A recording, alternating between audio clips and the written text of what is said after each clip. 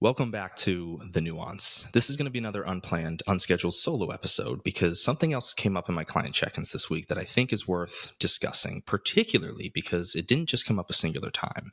In fact, it came up multiple times across a single day from and with multiple people who live in different parts of the country, who are different ages and are going through their own seasons of their own lives, and yet all had this same common shared experience. And I figured if that's occurring within such a small subset of the population, the 30 to 50 people that I work with at any one individual time, any one given time as an online health and fitness coach, that it's got to be happening as a shared and common experience across a wider audience. And the way that it came up specifically this week was people describing how they feel as being in a rut. And it's so odd.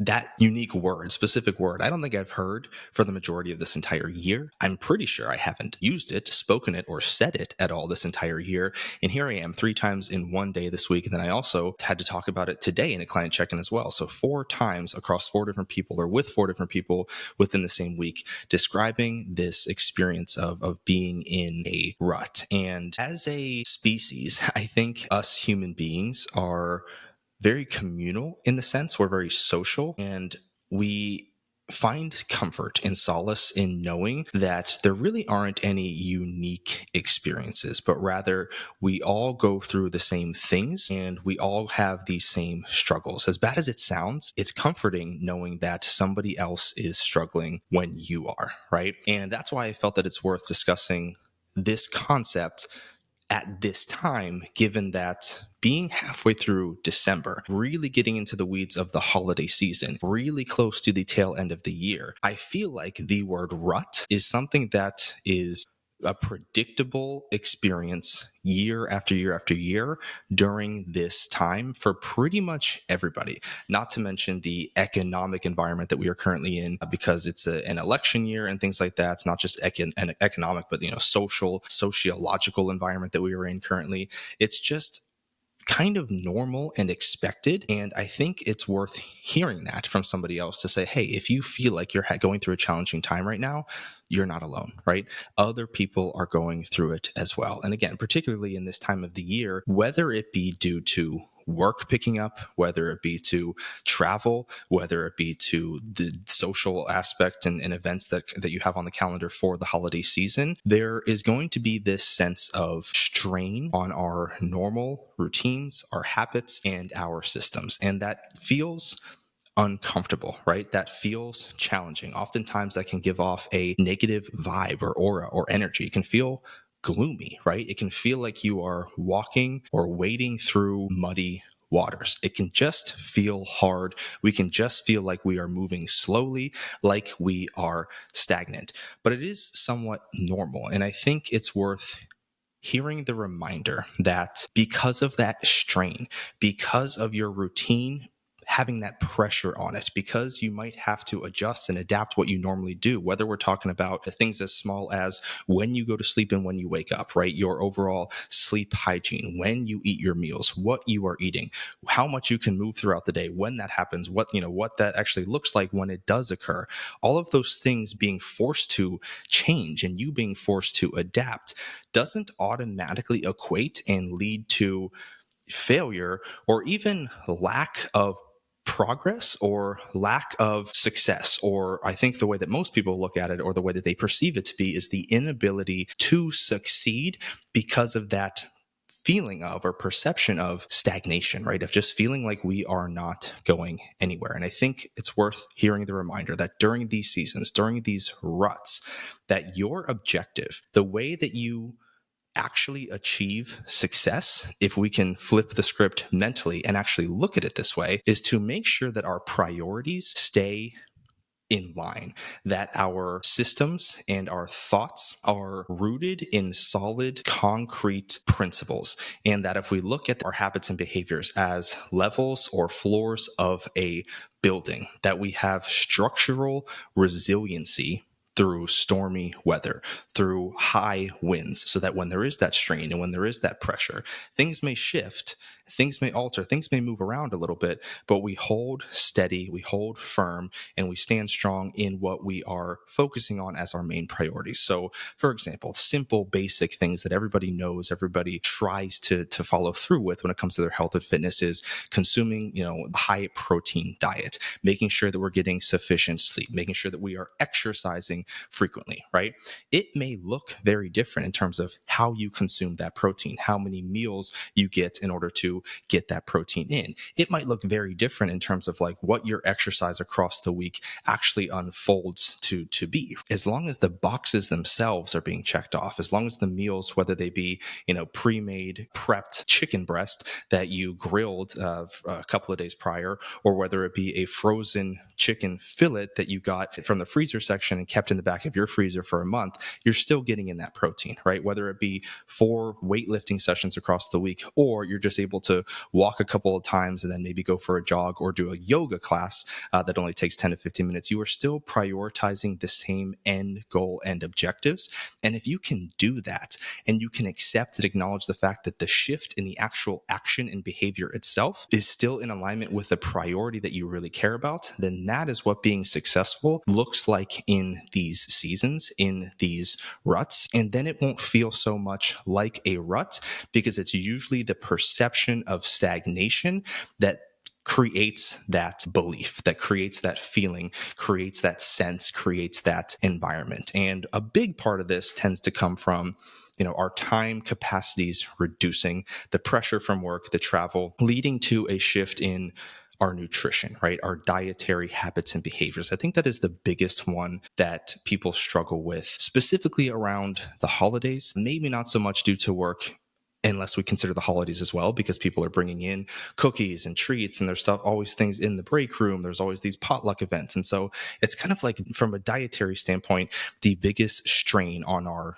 typical normal routines that people experience and that they struggle with and that they end up viewing themselves as a failure because of. And there's a post that I made, I think I found this the other day in my archives from Instagram. The post goes like this. It's a written post and it says, the number one way to get rid of guilt or anxiety about food choices during the holiday season is to avoid dismissing your ability to choose before you even face making a decision. Saying things like, I'm afraid I'll cave in, makes it seem like you're not allowed to say yes, that there's only 2 options or 2 outcomes. Either you say no and you're successful, or else you fail, you lose, you are bad, you are wrong. And the thing that most people, as obvious as it may sound, fail to recognize is that you can eat any of the foods at any holiday celebrations that come up and everything will be fine. It's not against the law. You're not going to go to jail. Can overindulging slow down fat loss if that's your current goal? Sure. But here's the other thing that may sound so simple, but is sometimes so hard to acknowledge. It's okay to not always be focusing on fat loss. It's okay to take a break from that specific goal, that specific objective. It's okay for that to not be the determining variable in which you decide if you are going to be successful or failing, if you're losing weight or if you're losing fat or not, right? It's okay to not always be restricting. And here's the big part here. Here's the thing that I think can get you out of that perception of a rut, is to recognize the fact that you can choose to allow yourself to have the meal out, to have the cookie, to have the drink. You are not a failure if you consciously and intentionally choose to say yes. But when you use verbiage like, I don't want to cave in, I don't think I'll be able to resist, by default, you're undermining, you're dismissing, you're taking away that option to say yes. Again, you are making it seem like it's a binary choice. Either you do this, you resist, you say no, or else you fail.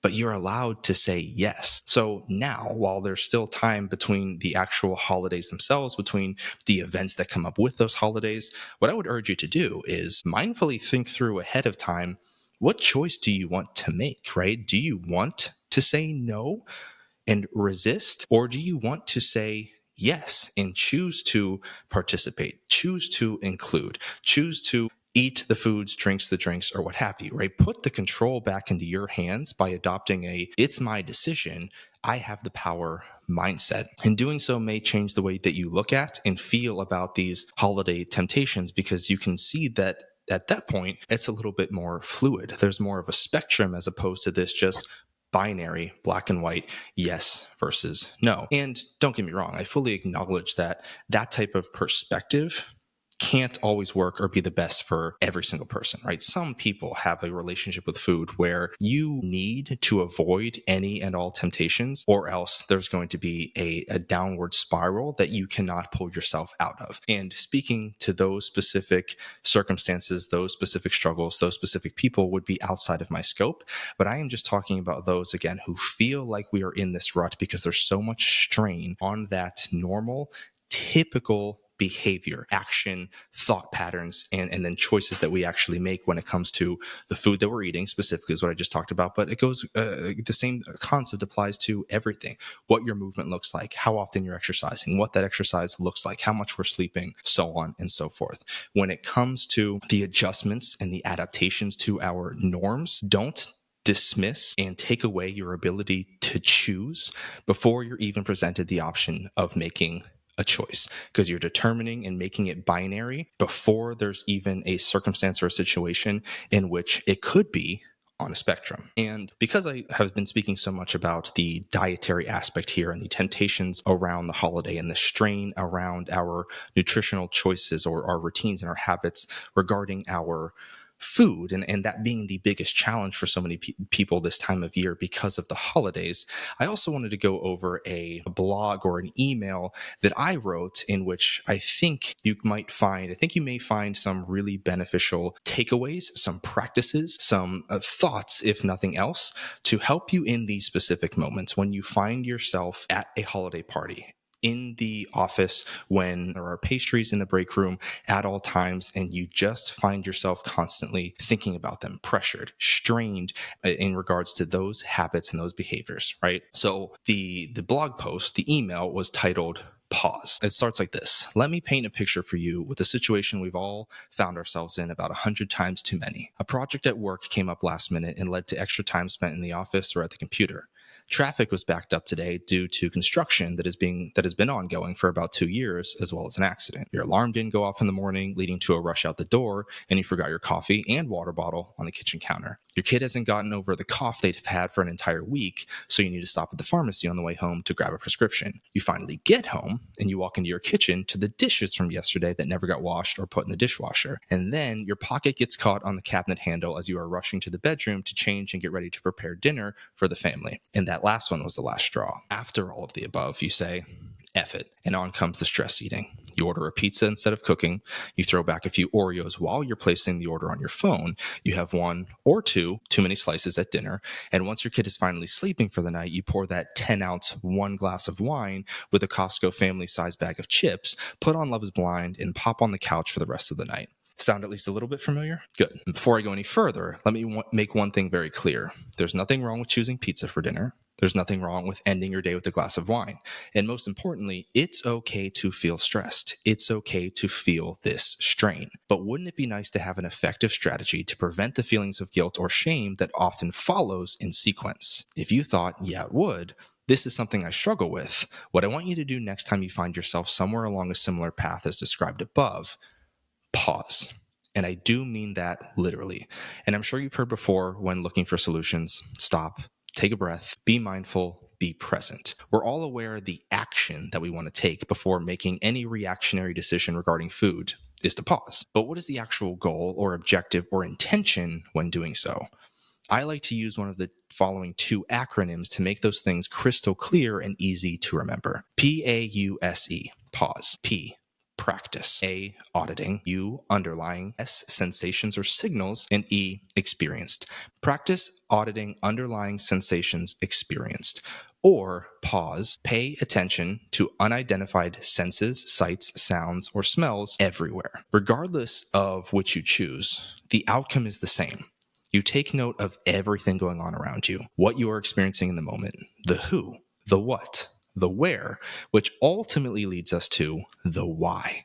Why do we make the decisions we do?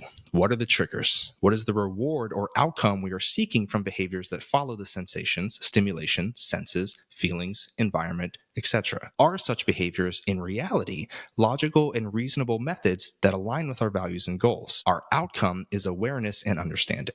But when we have those two things, we are able to develop skills, systems, and structures that we can fall to when stress wants to take over. My hope here is that these acronyms describing the action you already know you should be doing, the pausing, help you actually be mindful and present and identify the ways in which stress presents itself in your life and how and why it alters your behaviors. But such a practice is not limited to stressful times or stress eating. The same concepts apply when we are at parties, social outings, family vacations, etc. The same pause strategy can be applied and used to compare findings between such different occasions. Certainly, there will be some similarities as well as differences, but the process is the same and the awareness is priceless. So the next time someone tells you to be mindful and present and think about what you're doing before you do it, remember this email, remember this message, remember to pause. And I hope that gives you some additional insight to the concept that, again, is well known. I'm not reinventing the wheel here by telling anybody to take a second, to not immediately act, but rather think through what you are about to do and decide if you actually want to do it or not. But the reasoning behind that action and behavior is truly powerful if you have the awareness of what the triggers end up being, because that puts you in a position in which you can then, in future situations, acknowledge the triggers and then actually stop and change your following behaviors and actions because you've become aware and conscious of them. Whereas in most cases, when stress is high, we're not able to think that logically, that clearly. The glucose in our brain has literally been depleted from that stress and everything else that we're doing throughout the day, that we're put into this scenario in which we respond based off emotional feeling and sensation as opposed to logical, rational decision making. And it's no fault of your own. You're literally just fatigued mentally. This makes it that much easier to actually be present, mindful, and conscious in that decision making. And I believe you're going to find yourself in many situations like this over the next couple of weeks, over the next month, during the holiday season. And for many people, even, if you work in the tax field, right, over the following months after the first of the year, things are going to start to ramp up there. Everybody goes through this at different points in time. I mean, the start of this entire podcast episode would lead me to say that, oftentimes they do actually happen simultaneously as well. But it's not just unique to the end of the year or the holiday season. These things are universal, and these strategies in managing them, acknowledging them, managing them can be priceless along your health and fitness journey so that you can do exactly what I described here. The ultimate main goal is to keep the priorities the same, keep them at the forefront of your thoughts before you actually act and before you actually carry out any of the behaviors. Before we see behavior change, whether it be for the good or for the bad. We would want positive behavior change to come from a logically thought out place as well, not just by happenstance. And so awareness is key. Awareness is powerful.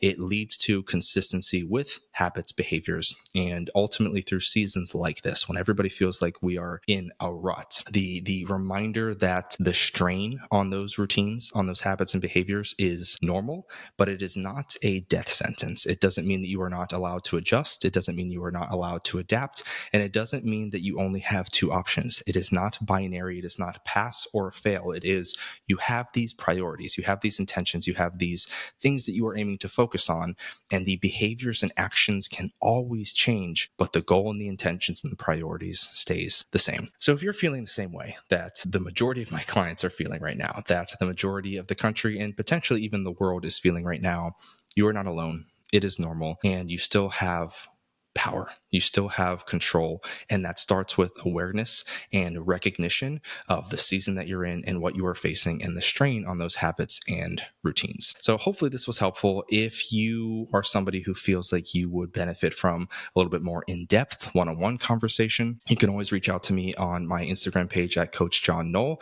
You can apply for one-on-one coaching. We can hop on a one-on-one consultation call. You can send me your name and email and inquire about being on this podcast, but transparently, the openings for that have been booked out now through March and almost even into April. So that would probably take a little bit of time, but I always have openings for those who inquire about one-on-one coaching. And I always throw up Q&A boxes on my Instagram. You can always send me a DM on there. You can always put a comment in the bottom of this podcast episode or any of the podcast episodes, because I always do my best to be anyway, just one message away for anyone who has any struggles regarding their health and fitness. And when it comes to these things, as always, remember, there are no right answers. There's just nuance. I'm John Knoll. Thanks for listening.